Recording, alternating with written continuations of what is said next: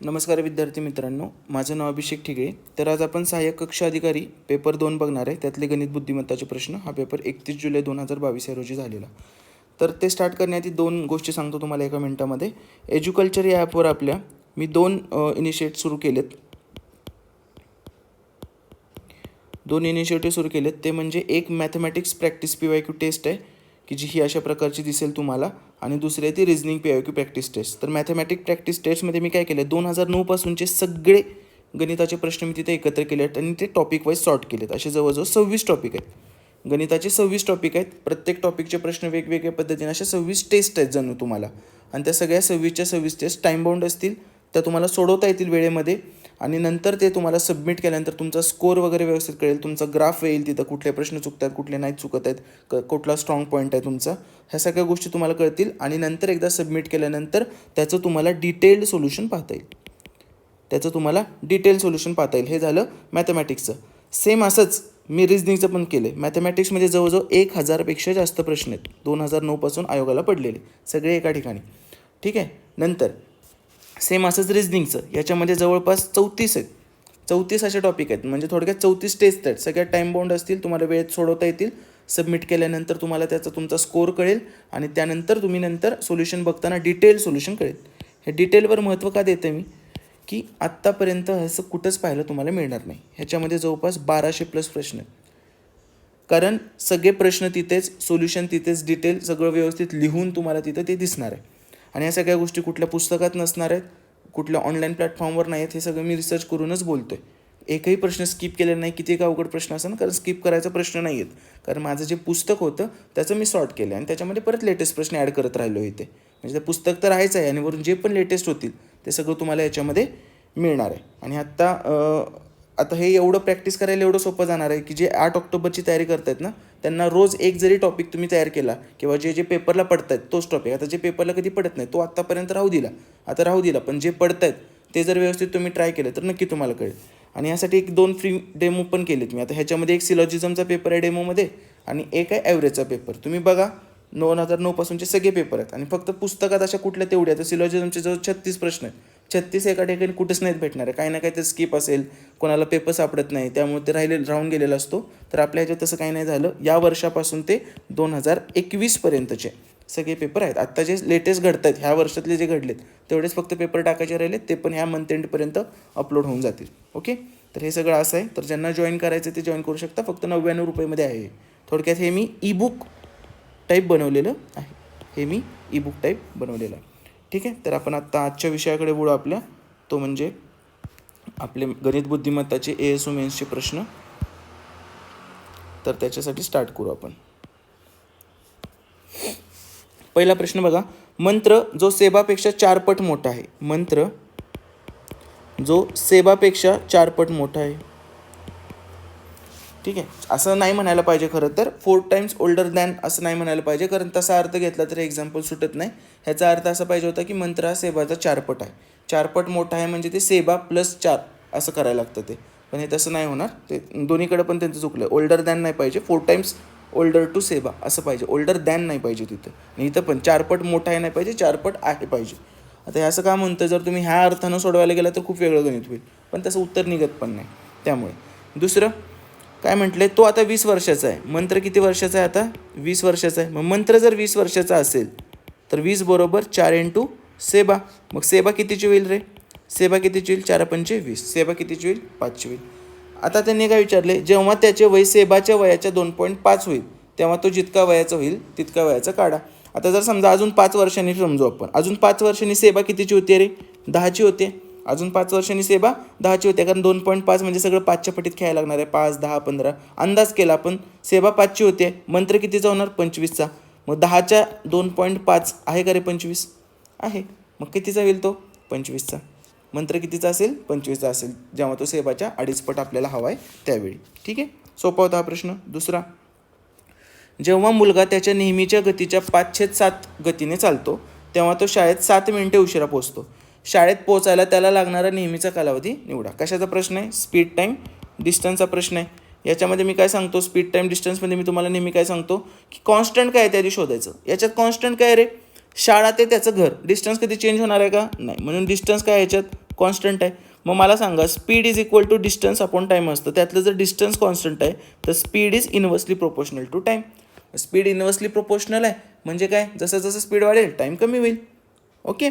मग आता त्यांनी काय सांगितलं, नेहमीच्या गतीच्या 5/7 गतीने चालतो. आता स्पीडचा रेशो काय येता, नेहमीच्या गतीच्या 5/7 स्पीडनं. म्हणजे सुरुवातीला काय सांगितलं असतं मी, जे इनिशियल असतं ते नेहमी काय पकडायचं, डिनॉमिनेटर. म्हणजे सुरुवातीला त्याचं स्पीड काय पकडू आपण 7, नंतर त्याचं स्पीड काय झालं 5. म्हणजे स्पीडचा रेशो काय झाला 7/5 झाला किंवा 5/7 पकडा, काही फरक नाही पडत. ठीक आहे. आता इन्व्हर्सली प्रोपोर्शनल टू काय, टाईम. मग टाईमचा रेशो काय असणार, 5/7 असणार. 5/7 असणार, कारण speed is inversely proportional to time. कधी, डिस्टन्स कॉन्स्टंट असताना. आता त्यांनी काय म्हटलं, तेव्हा तो शाळेत 6 मिनिटे उशिरा पोचला. आपलं स्पीड आधी किती होतं, आपलं टाईम आधी किती होतं 5, आता किती झालं 7. आपल्या भाषेत तो कितीने उशिरा पोचला रे, 2ने. आपल्या भाषेत 2ने. पण त्यांच्या भाषेत त्यांनी काय सांगितलं, 6 मिनिटे उशिरा पोचला. म्हणजे आपल्या 2ला ते कितीची किंमत करतायत, 6 मिनिटांची किंमत करतायत आपल्या 2ला. मग आपल्या 1ला कितीची करतील, 3 मिनिटांची करतील. आता विचारलंय काय त्यांनी, की बाबा शाळेत पोचायला त्याला लागणारा नेहमीचा कालावधी किती. नेहमीचा कालावधी हे नेहमीचं स्पीड, म्हणजे नेहमीचा कालावधी हा 5 असतो, बरोबर. हे सगळं एकाच लाईनीतलं, हे नेहमीचं. हे नंतर काहीतरी केलं आहे बाबा, स्पीड कमी केलं आहे वगैरे, ते नंतरचं. ठीक आहे, ह्या गोष्टी झाल्या. मग आपलं 1 म्हणजे 3 आहे, तर आपलं 5 म्हणजे 15. त्याला नेहमीचा कालावधी किती लागणार आहे, 5 त्रिक 15. Option number 3. कळालं आपलं आणि त्यांचं. काही फॉर्म्युला नाही, काही नाही. ह्या फॉर्म्युल्याचं फक्त ॲप्लिकेशन यूज केलं आहे, फॉर्म्युला यूज नाही केला आपण. आणि हे गोष्ट मुलांना आधीच माहीत आहे, जे माझ्याकडून शिकलेत, की डिस्टन्स कॉन्स्टंट असेल तर speed is inversely proportional time असतं. मग हे उलटं खेळत बसायचं असतं आपण. एवढ्याच ह्याच्यावर सुटतं हे एक्झाम्पल. ठीक आहे. नेक्स्ट. आणि बरेच जण म्हणतात की असं एकदम लगेच होतं हे. अरे हे एक्सप्लेनेशन आहे, हे शिकवत नाही मी यूट्यूबवर एकही लेक्चर घेतलेलं नाही. ठीक आहे, मी यूट्यूबवर फक्त एक्सप्लेन करतो. शिकवण्याची माझी पद्धत मी ह्याच्या खूप खालीपासून शिकवतो. बऱ्याच जणांना ह्याच्यावरून जर जज करायचं असेल तर मला तर तसं नाही आहे. मी शिकवतो खूप स्लोली.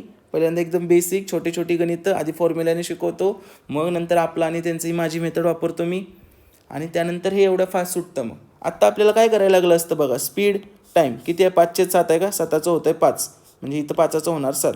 आपलं वाढलं आहे 2, त्यांचं वाढलं आहे 6. आपल्या 2ला 6 म्हणते, आपल्या 1ला 3 म्हणते, आपल्या 1ला 3, आपल्या 5ला 15. हे असे नंतर हे तुम्हाला येणार आहे. पण कधी, ते बरोबर स्टेप बाय स्टेप माझ्याकडून जेव्हा शिकत जाल तेव्हा ह्या स्टेजला पोचता तुम्ही. आणि आहेत सगळे स्टुडंट असेच करत आहेत माझे आता, जे पण माझ्याकडून शिकत आहेत ते. हे क्लिअर करावं वाटलं, कारण प्रत्येक व्हिडिओ टाकल्यानंतर कोण ना कोणतरी मला मेसेज करतं आणि म्हणते की सर एवढे फास्ट कसं काय, आम्हाला काही कळत नाही आहे. अरे हे एक्सप्लेन करतो मी, हे पद्धत. आता हे तुमच्या पद्धतीने पण सुटणार आहे, काही विषय नाही. पण ते अर्धे 1 पान जातं, मग त्याला प्रॉपर वेळ पण खूप सारा जातो. ह्याच्यात कॅल्क्युलेशन कमी, चुकायचे चान्सेस कमी. ठीक आहे. पुढे प्रत्येकी 3 विधाने समाविष्ट असलेले 4 युक्तिवाद दिले आहेत. ज्या संचात तिसरे विधान हे पहिल्या 2 विधानांच्या आधारे काढलेला निष्कर्ष आहे, त्याची निवड करा, असं तुम्हाला सांगितलं. तिसरे विधान हे पहिल्या 2 विधानांच्या आधारे काढलेले निष्कर्ष, म्हणजे असे 4 गोष्टी आहेत, प्रत्येकाचे 3-3 विधान आहेत. तिसरे विधान पहिल्या 2 वरून निष्कर्ष पाहिजे. पहिलं बघू, एकही ससा हसत नाही. काही जे हसतात ते वाघ आहेत आणि काही वाघ ससे नाही. आता हे काढू आपण. सिलॉजिझमचं गणित आहे हे. हा ससा आहे, हा एकही ससा हसत नाही. मग क्रॉस केलं, हसण्याला आणि सस्याला क्रॉस केलं. काही जे हसतात ते वाघ आहेत, ह्यातले काही वाघ आहेत. ठीक आहे, ह्यातले काही वाघ आहेत. तिसरा काय म्हणले, काही वाघ ससे नाहीत. आता जे वाघ हसतात ते ससे असू शकतील का, नाही, कारण हसणारी गोष्ट सशांपासून एक्सक्लुझिव्ह आहे.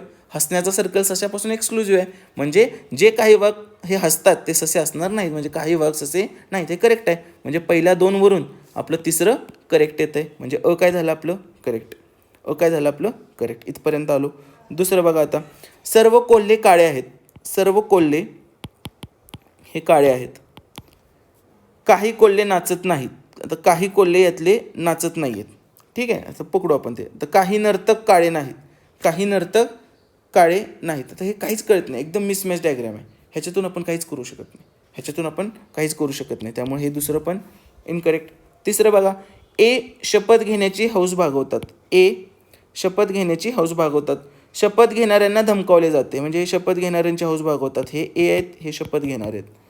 शपथ घेणाऱ्यांना धमकावले जाते. जे काही धमकावले जातात ते ए नाहीत. तसं कसं असेल? उलट शपथ घेणाऱ्यांना जर धमकावलं जात असेल तर ए सगळ्याच्या सगळ्या एला पण धमकावलं जात असणार आहे. म्हणजे जे काही धमकावले जातात ते ए नाहीत, हे तर साफ चूक आहे. उलट ते एच असले पाहिजेत, त्यामुळे क पण चूक. चौथं बघू आता. सर्व ई हे एस आहेत. सर्व ई हे एस आहेत. सर्व ई हे बी आहेत. सर्व ई हे बी आहेत. इकडून काढली आपण डायग्राम. काही बी हे एस आहेत. आता हे जे मधला पार्ट आहे तो काही बी, हा काही एसचा पण पार्टच आहे की, काही एस आहेतच की ते, त्यामुळे ड सुद्धा करेक्ट आहे. ह्या दोन्हीवरून आपण हे करू शकतो. थोडक्यात हे 4 सिलॉजिझम सोडवायला सांगितलेत तुम्हाला. कळतं आहे का तुम्हाला? 4 सिलॉजिझम वेगवेगळे डायग्राम काढून सोडवायचं. आन्सर काय आलं आपलं? अ आणि ड करेक्ट. नेक्स्ट. एका सांकेतिक भाषेत ब्ल्यू या शब्दाचा संकेतांक कोणता आहे या प्रश्नासंदर्भात दिलेल्या पुढील विधेचा पुरेपणा निश्चित करा. आता 2 विधानं दिलेत. कुठली आहेत? एका सांकेतिक भाषेत सी वॉटर इज ब्ल्यू चा संकेतांक इर पी द डाय असा आहे. वरील भाषेत स्काय इज क्लिअरली ब्ल्यूचा संकेतांक डाय थ हा सी बी असा आहे. तर आपल्याला सांगायचं आहे की बाबा पुरेसं आहे की नाही आहे पुरेसं. ठीक आहे. तर बघा आता ब्लूचा काढायचा आपल्याला. ब्लू इथं आहे, दोन्हीकडे ब्ल्यू आहे, दोन्हीकडे ब्ल्यू आहे. इथं दोन्हीकडे असलेले ऑप्शन कुठे आहेत? टी एच आहे बघा दोन्हीकडे, पण डी वाय पण दोन्हीकडे आहे, डी वाय पण दोन्हीकडे आहे. म्हणजे आपण ब्ल्यूला टी एच आणि डी वाय पैकी एक काढायला लागतंय. असं का होतंय? कारण इथं इज पण दोन्हीकडे आहे, इज पण दोन्हीकडे आहे. थोडक्यात काय, इज आणि ब्ल्यूसाठी टी एच किंवा डी वाय पैकी काहीतरी एक येणार आहे. त्यामुळे आपण काय म्हणू शकतो? पुरेपणा निश्चित करा. ठीक आहे. कुठली विधानं पुरेशी आहेत? दोन्ही तर विधानं पुरेशी आहेत का? ब्ल्यूचं एक्झॅक्ट संकेतांक सांगता येतं का आपल्याला? नाही. म्हणजे अ आणि बी दोन्ही विधानं पुरेशी नाही आहेत. कळतंय सगळ्यांना व्यवस्थित? अ आणि बी दोन्ही पण विधाची पुरेशी नाही, कारण ब्ल्यूला टी एच पण येऊ शकतं किंवा डी वाय पण येऊ शकतं. नेक्स्ट. जर ए प्लस बीचा अर्थ ए ही बीची बहीण आहे, म्हणजे प्लसचा अर्थ काय येतोय? बहीण आहे येतोय. हे असं मी साईडला लिहून घेतो, कारण सारखं प्रश्नात नाही जायचं आपण, कारण 4 ऑप्शन चेक करायचे. गुणिलेचा अर्थ बायको आहे, गुणिलेचा अर्थ बायको आहे. भागिलेचा अर्थ काय आहे? वडील आहेत. भागिलेचा अर्थ काय आहेत? वडील आहेत. आणि वजाचा अर्थ भाऊ आहे, वजाचा अर्थ भाऊ आहे. हे अशा पद्धतीनं जर असेल, ठीक आहे, तर टी ही पीची मुलगी आहे या अर्थाचे विधान. आता आपल्याला काय पाहिजे? टी ही मुलगी पाहिजे आपल्याला, म्हणजे टी नंतर अधिक किंवा गुणिले चिन्ह पाहिजे. एवढं तर फिक्स करा. हे मी शिकवलेलं आहे की 4 पैकी पण कमीत कमी ऑप्शन कसे काय चेक करायचे हे पण मी तुम्हाला सांगितले. की बाबा जर टी नंतर अधिक किंवा गुणिले असेल तर आणि तरच ती व्यक्ती स्त्रीलिंगी होऊ शकेल. आणि आपल्याला टी काय पाहिजे? मुलगी पाहिजे. टी आपल्याला काय पाहिजे? पीची मुलगी पाहिजे. कळते? मग टी जर पीची मुलगी पाहिजे असेल तर टी नंतर काय पाहिजे आपल्याला? अधिक किंवा गुणिले. आता हे शेवटी आहे, हे तर चेकच करू नका, एकदम शेवटी ठेवा ते. आणि टी नंतर आपल्याला अधिक गुणिले. आता टी नंतर जर वजा असेल तर टी कुणाचा तर भाऊ असणार आहे. तिसरा ऑप्शन तर साफ चूक. हा कधीच मुलगी होऊ शकत नाही, कारण हा पुरुष आहे. परत इथं बघा, टी नंतर हे काय आहे? अधिक आहे. टी नंतर हे काय? अधिक आहे. आता हे पण टी नंतर शेवट येते, हे पण चेक करू नका. ह्याचं जेंडर कळत नाही. एकाच वेळी कळतं जर हा कुणाचा कपल असेल तर, जोडीदार असेल, आणि त्याच्यावरून ह्याचं जेंडर ठरू शकतं फक्त. ठीक आहे, नाहीतर जेंडर ठरत नाही. म्हणजे चेक करायला ऑप्शन कुठला राहिला आपल्याला? दुसरा ऑप्शन राहिला फक्त चेक करायला. का? कारण तो एकच ऑप्शन असा आहे की त्याच्यानंतर आपल्याला अधिक किंवा गुणिले चिन्ह दिसते. कळते? आता दुसरा ऑप्शन चेक करू आपण. पी गुणिले क्यू म्हटले. गुणिले म्हणजे काय? बायको. पी बायको आहे कुणाची? क्यूची. म्हणजे हा पुरुष झाला, लग्न लावला, अधिक चिन्ह लावून आपण. परत क्यू भागिले आर. भागिले म्हणजे काय? आपले वडील. क्यू वडील आहेत कोणाचे? आरचे. परत आर वजा, वजा म्हणजे भाऊ आहे. आर वजा टी आहे, आर टीचा भाऊ झाला. परत तुम्हाला काय म्हटले? टी अधिक एस. टी नंतर अधिक. टी बहीण आहे कोणाची? एसची. आता याच्यावरून मला सांगा, टी जिचा भाऊ आर, ज्याचे वडील क्यू, आणि परत पी, मग याच्यावरून टी ही पीची मुलगी झाली की नाही रे? हे मुलं ह्यांचीच मुलं आहेत की, ह्या दोघांची पी क्यू जोडपं आहे ना, ह्यांचीच मुलं आहेत. आपण फक्त काय केला? एकच ऑप्शन चेक केला. आणि परीक्षेत काय करायचं आहे? हे चेक पण नाही करायचं, हे काढायचं पण नाही. जर तुम्हाला नसेल, वेळ असेल तर करायचं बरं का, पण जर वेळ नसेल आणि अशा पद्धतीनं झालं, डायरेक्ट ऑप्शन 2 लिहून यायचं, कारण दुसरं आपल्याला चेकच नाही केलं. कळलं का? तर ह्या गोष्टी प्रॅक्टिस नव्हतात. आणि हे सगळं मी प्रॅक्टिस केलेलं आहे, ते मी तुम्हाला शिकवताना आधीच सांगत असते की असं मी शोधून काढलं आहे बरं का, हे तुम्ही वापरा, चालतंय सगळीकडे. ठीक आहे. तर ही एक गोष्ट झाली ब्लड रिलेशन. पुढचा प्रश्न, हा पण सोपा प्रश्न आहे. काय केलं आहे त्यांनी? ह्या दोन्हीचे फरक घेतलेत. 15 आणि 11चा फरक 4 आणि 4चा क्यूब केला आहे. 4चा घन 64. 8 आणि 7चा फरक 1, 1चा क्यूब 1. 11 आणि 8चा फरक 3, 3चा क्यूब 27. तसंच 5 आणि 3चा फरक 2, 2चा क्यूब 8. आहे का ऑप्शन 8 आहे. Option number 4. ठीक आहे, बाहेरील संख्याच्या फरकाचा घन केलेला.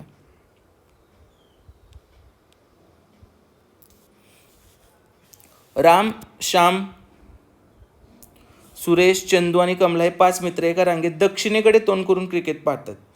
दक्षिणेकडे तोंड करून क्रिकेट पाहतात.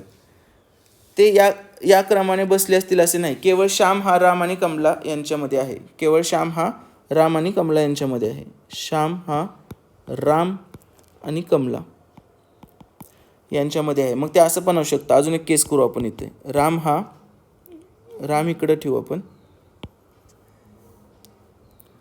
श्याम हा, आता राम इकडे ठेवू आणि आपण कमलाला इकडे टाकू आता. ठीक आहे, कारण मध्ये आहे, कुठल्या साईडला मध्ये आपल्याला काही माहीत नाही. तर सुरेश हा कमलाच्या उजव्या बाजूला लगत आहे. आता सुरेश कमलाच्या उजव्या बाजूला लगत आहे. ठीक आहे, मग कमलाची उजवी बाजू दक्षिणेकडे तोंड करून बसलेत असं पण म्हटलंय त्यांनी. ठीक आहे, म्हणजे कमलाची उजवी बाजू इथे येईल का? नाही. मग सुरेश हा कमलाच्या उजव्या बाजूला आहे म्हणजे सुरेश कुठे येईल? सुरेश इथं येईल. बरोबर. नंतर सुरेश जर इथं आला आपला आणि चंदू रामच्या डाव्या बाजूला लागूनच आहे. चंदू रामच्या डाव्या बाजूला, तर चंदू रामच्या डाव्या बाजूला लागूनच आहे. हे अशा प्रकारे चंदू रामच्या डाव्या बाजूला लागूनच आहे. इथंपर्यंत झालं आपलं. सेटिंग अरेंजमेंट ही तयार झाली. पडत या माहितीच्या आधारावर खालीलपैकी कोणते विधान निश्चितपणे सत्य आहे? सांगा आता. श्याम हा रामच्या डाव्या बाजूला आहे. श्याम हा रामच्या डाव्या बाजूला आहे का रे? नाही. श्याम हा रामच्या उजव्या बाजूला आहे. पहिलं तर चूक, कारण हे दक्षिणेकडे बघतायत एवढं लक्षात ठेवा. पहिलंच वाक्य आहे, मित्र एका रांगेत दक्षिणेकडे तोंड करून क्रिकेट पाहत आहेत. हे पहिल्याच वाक्यात त्यांनी सांगितले. त्यामुळं श्याम हा रामच्या उजव्या बाजूला आहे.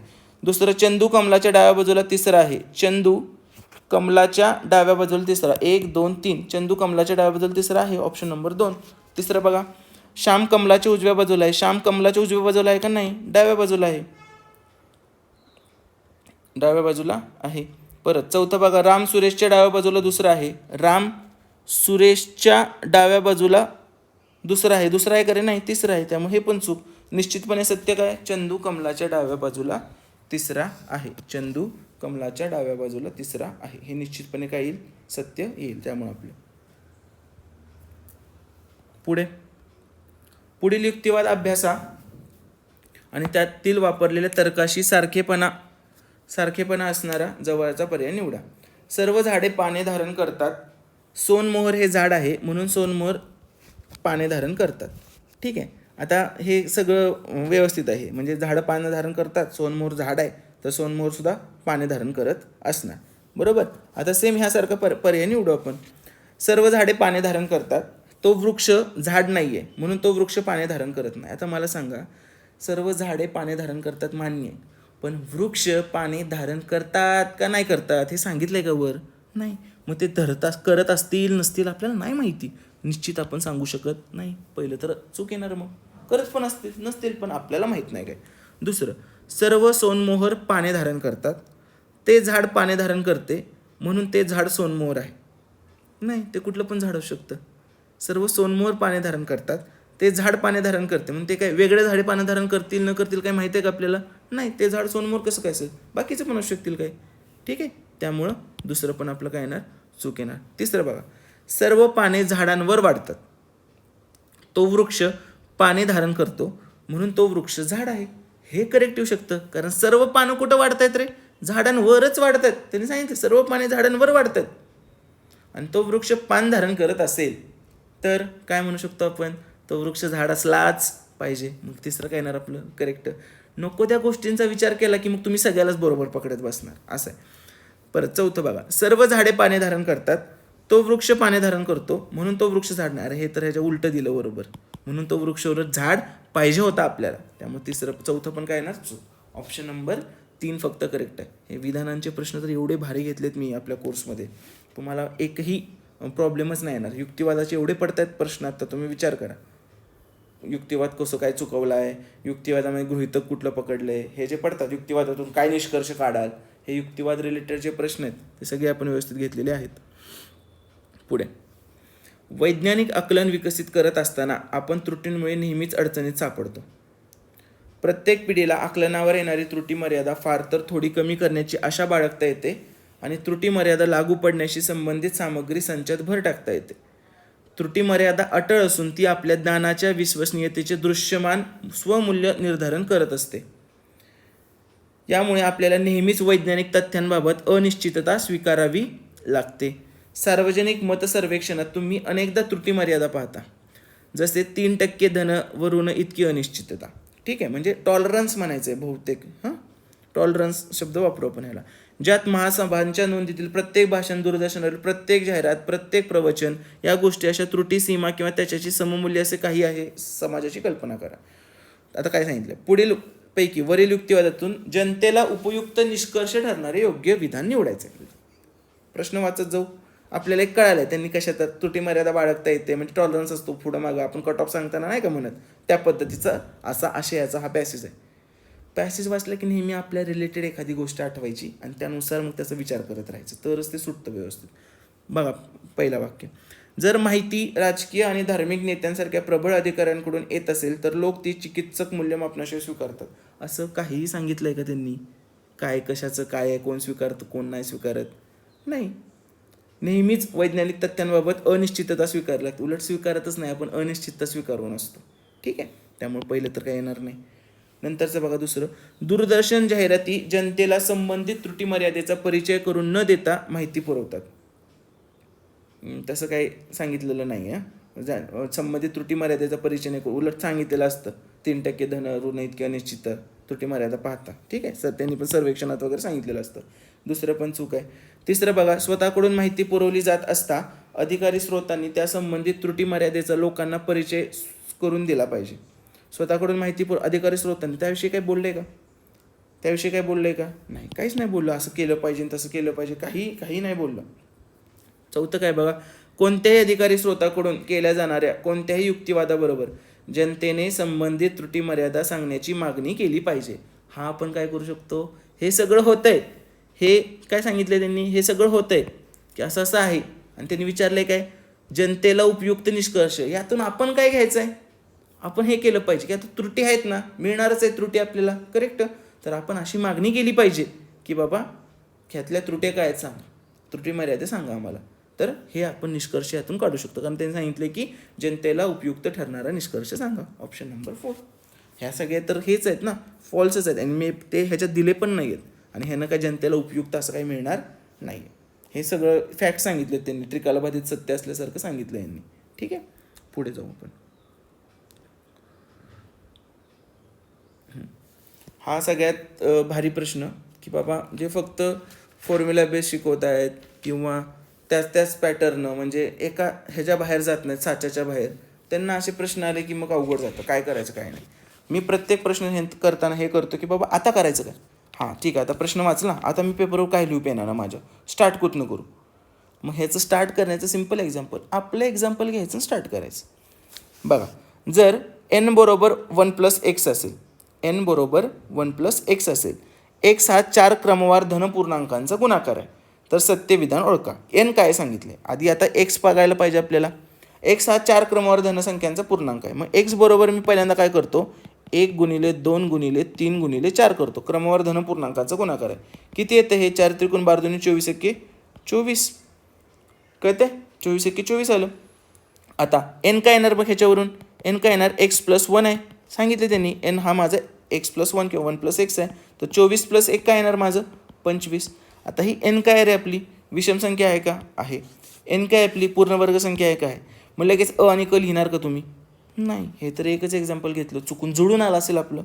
अजून एक घेऊ आपण, x बरोबर, आता एक गाळू, पुढचं घेऊ लगेच, 2 3 4 5 बरोबर, 5 चौक 20, 20 त्रिक 60, 60 दुनी 120, n आलं, x आलं 120, n काय येणार मग 120 अधिक 1 121. 121 माझी विषम संख्या आहे का, आहे की. 121 पूर्ण वर्ग संख्या आहे का, आहे की. 11चा वर्ग, हा 5चा वर्ग, हा 11चा वर्ग, ह्याच्यात पण आलं. तरी पण जास्त ओव्हर कॉन्फिडंट नको व्हायला, अजून आपण वेगळं काहीतरी घेऊ. मग जरा मोठं घेऊ आपण, जरा मोठं घेऊ आपण. काय घ्यायचं, 4 पासून सुरू करू. आता 4 गुणिले 5 गुणिले 6 गुणिले 7 करू आपण. 4 पंचे 20 येते, हे 6 7 42 येते, हे किती येणार 0, बेदुनी 4, बेचोक 8, 840. 840मध्ये 1 मिळवू. 841 कशाचा आहे? 29चा वर्ग आहे. मग 841 विषम संख्या आहे का रे? आहे की. आणि पूर्ण वर्ग आहे का? आहे की. म्हणजे काय झालं? 3 एक्झाम्पल घेतले आपण. 3 एक्झाम्पल जर घेतले असतील तर म्हणून आपण काय म्हणणार की बाबा बरोबर आहे ते, की असं जर काय असेल तर अ आणि क हे करेक्ट येणार आहेत, की एन ही विषम संख्या पण असणार आहे आणि एन ही पूर्ण वर्ग संख्या पण असणार आहे. तर हे मी एक्झाम्पल घेऊन सांगितलं, पण 11वी-12वीला चांगलं केल्यामुळे मला ही गोष्ट आधीच माहीत आहे की हे असतं, हे युनिव्हर्सल ट्रूथ आहे. ठीक आहे. तर त्याच्यामागचं काय वगैरे ते सगळं सांगण्यात मग परत आपल्या सायन्स बॅकग्राऊंडला जायला लागेल, त्याची काही गरज नाही आहे. हे युनिव्हर्सल ट्रूथ आहे. इवन तुम्हाला अजून एक गोष्ट सांगतो. पहिलं जर तुम्ही 2 आणि 5 ह्या गोष्टी जर सोडल्या, ठीक आहे, 2 आणि 5 ह्या गोष्टी, ह्या मूळ संख्या जर सोडल्या तर तिथून पुढच्या मूळ संख्येसाठी हा रूल लागू आहे. काय रूल आहे? तुम्ही मूळ संख्येत 1 वजा करा किंवा 1 अधिक करा, ते 6च्या पटीत असणार आहे. तुम्ही मूळ संख्येत 1 वजा करा किंवा 1 अधिक करा, किंवा म्हणतो बरं का, 1 वजा तरी करा किंवा 1 तर अधिक करा. फॉर एक्झाम्पल मूळ संख्या आपण घेऊ 19. 19मध्ये 1 वजा करा 18, 6च्या पटीत आहे का? आहे की नाही? एक काहीतरी ह्यातलं फॉलो होणार 23. 23मध्ये 1 अधिक करा, 6च्या पटीत आहे का? आहे. तुम्ही कुठलीही मूळ संख्या घ्या अशा प्रकारची, कुठलीही. 93 मूळ संख्या आहे, बरोबर? 93 मूळ संख्या आहे का नाही? 9 3 12 होतं. 97 मूळ संख्या आहे, तर 97मधून 1 वजा करा 96, 96 6च्या पटीत आहे. ठीक आहे. पण याचा अर्थ असा नाही की 6च्या पटीतल्या संख्येतून 1 अधिक आणि 1 वजा केल्यावर आपल्याला हे भेटेल, की मूळ संख्या भेटेल. तसं नाही होत. वाईस वर्सा ट्रू आहे, की कुठल्याही मूळ संख्येतून 1 अधिक करा किंवा 1 वजा करा, ते 6च्या पटीत असतंच. तर ह्याचा पण एक थेरम असतो, त्यानुसार हे मी तुम्हाला आपलं सांगितलं. गरज नाही आहे, पण जसा हा प्रश्न पडला तसं कधी कधी याच्यावर पण प्रश्न पडू शकेल, हे जे मी तुम्हाला आत्ता सांगितलं. काही घेतलं तरी चालतं बरं का, तुम्ही काही घेतलं तरी चालतं. कुठल्याही मूळ संख्येला 7पासून सुरुवात करा ना. 7मधून 1 गेले की येते, 11मध्ये 1 केले की येते, 13मधून 1 गेले की येते, बरोबर? 17मध्ये 1 मिळवले की येते. समजतं की तुम्हाला? असं ह्या पद्धतीनं. पुढे महाविद्यालयातील कला पदवीधरांचे विज्ञान पदवीधरांशी असलेले गुणोत्तर 3:2 आहे. कलाचे विज्ञानांसोबत काय गुणोत्तर आहे? 3:2. जर 20% कला पदवीधर आणि 25% विज्ञान पदवीधर, आता 3:2 आहे तर 300ला 200 करतो आपण. ठीक आहे. आता 20% कला पदवीधर, ह्याचं 20% जर काढायचं म्हणलं तर किती होते? 60 होते. 300चं 20% 60. आणि 25% विज्ञान पदवीधर काढायचं म्हटलं तर 50 होते.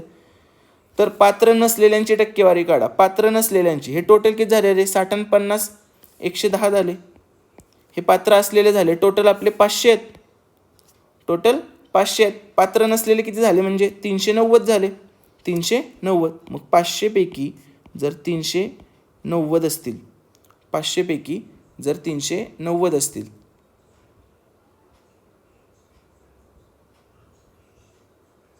तर 100 पैकी किती? कसं करतो आपण हे? गेलं ह्याला. आता 5 एके 5, 5 असते 35, 5 40, 78%. 78% काय? पात्र नसलेल्यांची टक्केवारी आहे. कळलं का? 300 200 पकडा, 3 आणि 2 पकडलं, 30 आणि 20 पकडलं, काही फरक नाही पडत. 30 आणि 20 पकडून पण येतं आहे. गुणाकार सोपा व्हावा म्हणून 300ला 200 केलं. रेशोमध्ये वरच्याला आणि खालच्याला एकाच संख्येने गुणलं, दोन्हीला आपण 100 गुणले तर काही फरक पडत नाही. टोटल 500 होते, तर त्यापैकी 110 पात्र झाले, अपात्र 390 झाले. मग 500 पैकी 390, तर 100 पैकी किती? 78%. नेक्स्ट. मेघाने एका स्पर्धा परीक्षेत 100 प्रश्न सोडवले. बरोबर उत्तरासाठी 3 गुण दिले जातात आणि चुकीच्या उत्तरासाठी 2 वजा केले जातात. मेघाला एकूण 150 गुण मिळाले, तर तिच्या बरोबर उत्तरांची संख्या किती? आता मला सांगा, मी असं म्हणतो की बरोबर तिनं x सोडवले आणि चुकीचे y सोडवले, तर x + y ची संख्या किती आहे? प्रश्नांची संख्या 100 आहे. आता तिला गुण मिळालेत. बरोबर उत्तराला किती आहेत? 3, म्हणजे तिनं 3x गुण मिळवले. चुकीच्या उत्तराला 2 वजा केले जात आहेत म्हटलंय, तर वजा 2y केलं, तर असे गुण किती मिळाले? 150. तर ह्याचं तुम्हाला सॉल्व करायचं आहे. मग सेम इक्वेशन करतो आपण. वरच्याला पण आपण 2 न गुण, सगळीकडे 2 2 आणि इथं पण 200 करू. मग ह्याचं बेरीज करायची आपण. 2y ला 2y गेले, 200 150 350 आणि 2x आणि 3x 5x. 5x बरोबर काय आलं? 350. तर x बरोबर काय आलं? 70. बरोबर किती सोडवले तिने? 70. चुकीचे किती सोडवले? y किती येणार? 30. चुकीचे किती सोडवले? 30. कळालं का? इक्वेशन सॉल्व करायचं होतं. सोपं आहे ते एक्झाम्पल. पुढे गटाला बैठकीची कारवाई करण्यासाठी निळी, गुलाबी, हिरवी, पिवळी, पांढरी व लाल अशा 6 खुर्च्या सुसम षटकोनाकार टेबलाच्या पृष्ठाच्या बाजूंपाशी ठेवल्या आहेत. ज्या कडेपाशी निळी खुर्ची ठेवली आहे म्हणजे हे असं आहे, हे असं आहे, ठीक आहे, ठेवली आहे ती गुलाबी खुर्ची ठेवलेल्या कडेला समांतर आहे. आता निळी जी ठेवली आहे तर निळी जर मी इथं ठेवली म्हटली तर ती गुलाबीला समांतर आहे म्हटले, कुठं पण ठेवू शकता तुम्ही, गुलाबीला समांतर आहे. व ती पिवळी खुर्ची ठेवलेल्या कडेच्या उजव्या अंतबिंदूशी 120 अंशाचा कोन करते. कोण? निळी, बरोबर. मग 120 म्हणजे काय असतं? हे असतं. हां, हे सगळे अँगल 120चे झाले. थोडक्यात त्यांनी उजव्या बाजूला आणि डाव्या बाजूला आहे ह्याच्याऐवजी तुम्हाला अजून कन्फ्यूज करायला प्रयत्न केला, 120 अंशाचा कोन करते वगैरे वगैरे. तर मग पिवळीच्या उजव्या बाजूला काय झाली? ही निळी खुर्ची झाली आपली. मग पिवळीच्या उजव्या बाजूला निळी झाली इथपर्यंत. पांढरी व लाल खुर्ची या ज्या कडांपाशी ठेवल्या आहेत त्या एकमेकींशी 120चा कोन करतात. आता मग पांढरी इथं येईल का? नाही, कारण त्या 120चा कोन केला पाहिजे. मग पांढरी आणि लाल किंवा पांढरी आणि लाल असं उलटे घेऊ आपण, ठीक आहे. आणि लाल व हिरवी खुर्ची ठेवलेल्या कडा परस्परांशी समांतर आहेत. मग लाल जर इथं ठेवली असती तर तिच्या अपोजिट भेटलं नसतं आपल्याला. आणि लाल आणि हिरवी तर समांतर म्हटले म्हणजे लाल आपण जे इथं ठेवलं तेच करेक्ट आहे. म्हणजे लाल आणि हिरवी समांतर आहे. सगळं झालं. पुढीलपैकी विसंगत पर्याय निवडा. विसंगत कुठला पर्याय सांगा आता मला? पांढरी, पिवळी, हिरवी. पांढरी, पिवळी, हिरवी, ठीक आहे, ह्या अशा पद्धतीनं चालू आहे. लाल, हिरवी, गुलाबी. लाल, हिरवी, गुलाबी सेम पद्धतीनं चाललं आहे बघा. हे असं कसं झालं आत्ता? सेम तसंच लाल, हिरवी, गुलाबी असं झालं. ओके. गुलाबी, निळी, पिवळी. गुलाबी, निळी, पिवळी सेम हे पण असंच गेलं बघा, ठीक आहे. असं बघा ना, रेषा मारतोय मी फक्त, हे असं इकडून असं इकडून असं. आता हिरवी, लाल, पांढरी, हिरवी, लाल, पांढरी हे डाव्या बाजूला चालले. बाकी सगळे असे जातात उजवीकडं. कळतं का तुम्हाला काय म्हणायचं आहे? तुम्ही जे जसं म्हणतोय मी तशा पद्धतीने जावं. पांढरी, पिवळी, हिरवी, पांढरी, पिवळी, हिरवी इकडे जातं ते, उजवीकडे वळतंय. लाल, हिरवी, गुलाबी, लाल, हिरवी, गुलाबी उजवीकडे वळतंय. परत गुलाबी, निळी, पिवळी, गुलाबी, निळी, पिवळी परत उजवीकडे वळते. पण ह्याच्यामध्ये बघा कसं वळते. हिरवी, लाल, पांढरी, हिरवी, लाल, पांढरी डावीकडे वळते ना रे. हे असं जाते आणि डावीकडे वळते. त्यामुळे हे गटात बसत नाही. 98चं काय येणार? Option number 4. किंवा घड्याळाच्या दिशेने किंवा घड्याळाच्या विरुद्ध दिशेने अशा प्रकारे तुम्ही समजू शकता ते. पुढचे बघा. समान धारकता असलेल्या रसाच्या एकूण 21 बाटल्या आहेत. त्यातील 7 पूर्णपणे भरलेल्या, 7 अर्ध्या भरलेल्या आणि 7 रिकाम्या आहेत. कोणतेही मापन साधन नसताना 3 मित्रात त्या सारख्या वाटून घ्यायच्या आहेत. तर वरील विधेच्या आधारे योग्य विधान निवडा. आता आपण काय करू? प्रत्येक बाटली 1 लिटरची आहे पकडू आणि त्याच्याकडे 7 पूर्ण भरलेले आहेत म्हणजे 7 गुणिले 1 7 लिटर. 7 अर्ध्या भरलेल्या आहेत म्हणजे 7 गुणिले 0.5 3.5 लिटर. आणि 7 रिकामे आहेत म्हणजे 7 गुणिले 0 म्हणजे 0. टोटल किती आहे त्याच्याकडे? 10.5 लिटरचं आहे पाणी. 10.5 लिटरचं पाणी आहे. आपण ॲझ्युम केलं, आपल्याला काहीच माहीत नाही, मापायचं साधन पण नाही आपल्याकडे, ठीक आहे. आपण ॲझ्युम केलं हे सगळं. मग आपण जर असं ॲझ्युम केलं असेल तर प्रत्येकाला किती मिळेल रे? प्रत्येकाला काय मिळणार? ह्याला जर 3 भागलं तर 3 त्रिक 9 3 5 15. प्रत्येकाला 3 लिटर पाणी भेटणार आहे. करेक्ट. प्रत्येकाला 3 लिटर पाणी भेटणार आहे. आणि त्या सारख्या वाटायच्यात बाटल्या. टोटल 21 आहेत. प्रत्येकाकडे 7 आले पाहिजे. आता आपण काय करायचं? आता आपण प्रत्येक इक्वेशन सॉल्व्ह करत बसायचं. 3.5 लिटर भरते का? प्रत्येकाने रसाने पूर्ण भरलेल्या 2 बाटल्या. 2 बाटल्या जर दिल्या तर 2 लिटर होईल प्रत्येकाकडं. 2 रिकाम्या बाटल्या तर 0 होईल. आणि 2 अर्ध्या भरलेल्या बाटल्या जर दिल्या तर 1 होईल. तर किती होईल? 3. आपल्याला 3 पाहिजे का रे? आपल्याला 3.5 पाहिजे. पहिलं ऑप्शन रॉंग. कळलं? दुसरं, प्रत्येकाला प्रत्येक प्रकारच्या 2 बाटल्या मिळतील आणि प्रत्येकी एका प्रकारची 1 बाटली स्वीकारावी लागेल. आता हे काय म्हणते त्यांचं त्यांनाच कळणार. सगळ्यांना समान वाटायचं आहे तर प्रत्येकाला 2 बाटल्या मिळतील असं म्हणून कसं चालेल? प्रत्येक प्रकारच्या 2-2 जरी मिळाल्या तरी होत नाहीत ना ते पूर्ण. प्रत्येक प्रकारच्या किती होते ते? 18 होते. त्यामुळे दुसरं तर येणारच नाही. तिसरं, या बाटल्या 3 मित्रात सारख्या वाटणे अशक्य. हा पर्याय शेवटी बघायला लागणार आपल्याला. ती चौथा तर बघू आपण. चौथा बघू. प्रत्येकाला रसाने पूर्ण भरलेल्या 3 बाटल्या. रसाने पूर्ण भरलेल्या 3 बाटल्यांचं 3 लिटर. 1 बाटली 1 लिटरचे. रिकाम्या बाटल्या 3 हे 0 झाले आणि 1 रसाने अर्धी हे 0.5 झाली. म्हणजे टोटल काही झाली 3.5 की जेच आपल्याला पाहिजे होतं. आणि बाटल्या पण बघा 3 आणि 3 6 आणि 1 7 आणि 7च आहेत. 7 त्रिक 21 जमतंय. त्यामुळे ऑप्शन नंबर 4. कळालं का? अशा प्रकारचं आहे. आपल्याला वाटतं की गणित म्हणजे फॉर्म्युला आहे. काय फॉर्म्युला वापरला मी याच्यात? काहीच फॉर्म्युला नाही आहे, ठीक आहे. काय फॉर्म्युला लागत नाही. आणि आत्तापर्यंत कुठं फॉर्म्युला वापरला की हा फॉर्म्युला तुम्हाला आला पाहिजे त्याशिवाय नाही. आत्तापर्यंत तुम्ही यूट्यूबवर एवढं लेक्चर बघताय माझं, तुम्ही किती प्रश्नात फॉर्म्युला वापरला आहे मी ते शोधून दाखवा मला. 10% पकडा टॉलरन्स, इकडे तिकडे 100 प्रश्न सोडवले असतील तर त्यात 10, हे पण खूप बोलतोय मी, तेवढं लागतच नाही.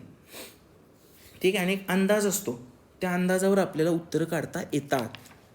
तो अंदाज तिथं, आता हे आजपर्यंत तर सगळ्यांना तुम्हाला कळालं असेल, तर फ्रेशर्स असतील त्यांना माहीत नाही, पण ज्यांना 3-1 वर्ष झाले त्या सगळ्यांना कळालं असेल.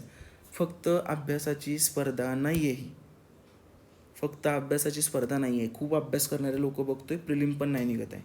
तुम्ही त्या पेपरच्या एका तासात काय करताय त्याची स्पर्धा आहे, हे एवढं लक्षात ठेवा. ठीक आहे.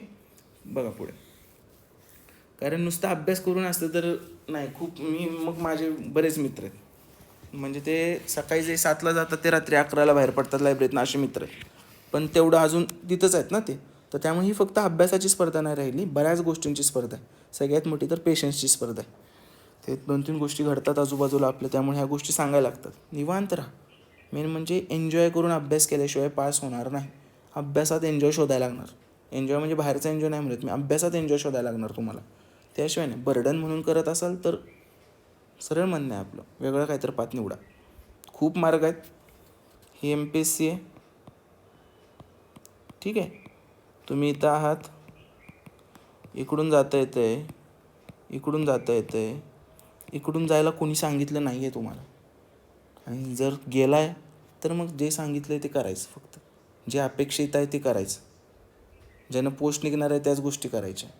होत नसेल, इथून पण वाट असते बरं का इकडे यायला, इथून पण इकडे यायला वाट असते. सिम्पल गोष्ट आहे. ही गोष्ट सगळ्यात लक्षात ठेवायची. आजूबाजूला जे घडते त्याच्यावरून मी हे बोलतो आहे. कधीही इथंपर्यंत जरी पोचला असाल तुम्ही, तरी पण एक क्षण येतो की तुम्हाला ही वाट निवडायला लागते. ती निवडायची वाट. अडकत बसायचं नाही आहे. इथून इथे, इथून इथे, इथल्या इथं फिरायचं नाही आहे तुम्हाला. हे चक्र आहे ते. बाहेर पडणं अवघड असतं, त्यामुळे घुसताना व्यवस्थित विचार करायचा, आणि घुसलाय तर मग फाडून द्यायचं. मग कोणाचा विचार नाही करायचा.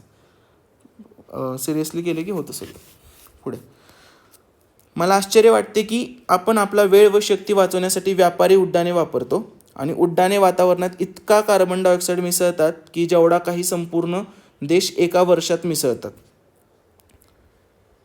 म्हणजे उड्डाणे वातावरणात एवढं टाकतात की एका वर्षात ते देश टाकतो तेवढं उड्डाण टाकतं ते. आपण वापरत असलेली उड्डाणे मर्यादित करायला हवीत, म्हणजे कमी करायला हवी. असं कोण म्हणतंय? दीप म्हणतोय. निमा काय म्हणते त्याच्यावर? निमा म्हणते, मला माहीत आहे, जेव्हा आपण एक आंतरखंडीय उड्डाण करतो तेव्हा गाडीने केलेल्या वर्षभराच्या प्रवासांपेक्षा जास्त प्रदूषणाला कारणीभूत होतो. ऑफकोर्स दीपला पण तेच म्हणायचं आहे, आणि निमा तर त्याच्यात भर टाकते अजून. तिला पण ते माहिती आहे. ती पण अजून एक फॅक्ट सांगते की आपण जेव्हा एक फ्लाईट मारतो तेव्हा तर अजून हे होतं आहे, असं तसं. म्हणजे त्याला पण तेच म्हणायचं आहे, आणि ही तर त्याला सपोर्टच करते. अजून त्याचं वाक्याला अजून एक वाक्य लावून सांगते, हां बरोबर आहे तुझं, मला पण अशी गोष्ट माहिती आहे. बरोबर, असंच आहे सगळं. आता बघू दीपच्या भाष्यावरील निमाचा प्रतिसाद हा कसा आहे. पहिलं, त्याला कार्बन डायऑक्साईड प्रदूषण समस्येचे गांभीर्य खरोखरच समजले वा नाही याबाबत प्रश्न उपस्थित करतो. प्रश्न नाही उपस्थित करत, उलट तो तर बरोबर आहे, माहीत पण आहे म्हणतोय, आणि वरून एक्स्ट्रा पण देतोय, त्यामुळे पहिलं चूक. दुसरं, आपण वापरत असलेलं उड्डाण आपण मर्यादा घालण्याच्या त्याच्या मुद्द्याची पुष्टी करतो. ठीक आहे, मर्यादा घालण्याच्या मुद्द्याची, हे पण करेक्ट आहे. तिसरं बघा, बघू आपण आता. ठीक आहे, कार्बन डायऑक्साईड प्रदूषण समस्या कमी करण्याची पर्यायी मार्ग सुचवला आहे का त्याने? पर्याय मार्ग नाही सुचवला. चौथं, वातावरणातील कार्बन डायऑक्साईडच्या पातळीत वाढ होण्यात उड्डाणांचा वाटा मोठा आहे या दीपच्या मुद्द्याचे प्रबोधन करतो. हे जास्त कर. ठीक आहे, त्याच्या मर्यादा घालण्याच्या ह्याचं तो काय करतोय का? नाही. मर्यादा तर इथं कुठे गेलं? मर्यादित करायला हवी. हा आहे ना, काय म्हटलंय का मर्यादित करायला हवीत वगैरे? नियमानं काय म्हटलंय का? नाही, नियमा नाही काय म्हणत आहे तसं. ठीक आहे, नियमा काय म्हणतोय? होय बाबा, प्रदूषणाला कारणीभूत आहे, म्हणजे उड्डाणांचा वाटा मोठा आहे, याला तो प्रबोधन करतोय. म्हणजे ज्या मुलांचं 2 आणि 4 मध्ये कन्फ्युजन झाले, 4 जास्त का करेक्ट आहे? तर ह्याच्यामुळे तो कार्बन डायऑक्साईडच्या पातळीत वाढ होते याच्याच विषयी बोललाय फक्त. ती मर्यादित करायची का नाही करायची याच्याविषयी काहीही बोलला नाही आहे. तर अशा प्रकारे आपण 100 प्रश्न डिस्कस केलेले आहेत. ज्यांना मॅथ रिजनिंगचा कोर्स माझा लावायचा असेल तर एज्युकल्चर या ॲपवर आहे. जसं मी आत्ता इथं शिकवतो एवढ्या स्पीडनं जर तुम्हाला समजायचं असेल तर त्यासाठी खरंच माझ्याकडनं एकदा शिकायला लागेल. एकदा शिकायचं आहे, आयुष्यात कधी तुम्हाला परत मॅथ रिजनिंग नाही शिकायला लागणार, ह्याची खात्री आपली. कारण बाहेरनं काही गोष्टी आणत नाही आपण, फॉर्म्युले वगैरे फॉर्म्युला पाठ नसलं तर उत्तर येणार नाही. कसा का प्रश्न येऊ दे, आपल्याला त्याचं उत्तर सोडवता येणारच. फक्त व्यवस्थित कन्सेप्ट क्लिअर झाल्या पाहिजेत तुमच्या. ठीक आहे, धन्यवाद.